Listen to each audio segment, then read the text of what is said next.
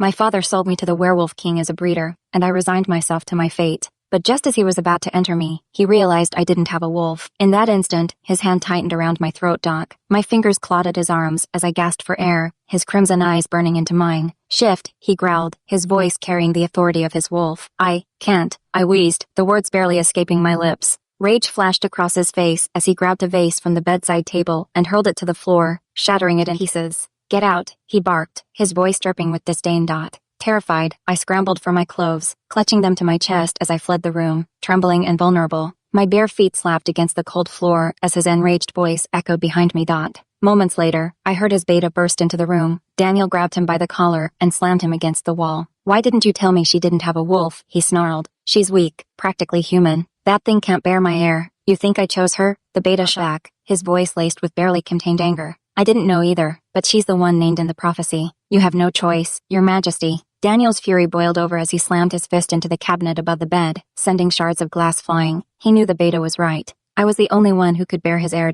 I collapsed into a dark kitchen corner, tears streaming down my face. Shame and fear twisted in my chest as I replayed his touch, the rough, hateful way he'd handled me. James, my mate for 3 years, had barely touched me, yet here I was, still aching for a monster who despised me. I hated myself for responding to him, for wanting something so twisted. No one wants me, I whispered bitterly. Not my father, not James, not even the Leakin King. The kitchen window was my only escape. Wiping my tears, I climbed out and dashed into the forest, ignoring the pain of branches scratching my skin and blisters forming on my bare feet. The full moon lit the path as I ran, driven by desperation. I couldn't stay. I couldn't bear to face his hatred again. The haunting sound of a wolf's howl stopped me dead in my tracks. Fear gripped me as a massive wolf emerged from the shadows, standing on its hind legs like a man. Its menacing gaze bore down on me, freezing me in place. Before I could move, the wolf shifted, revealing Daniel's towering, human form. His midnight blue eyes glared, cold and unforgiving.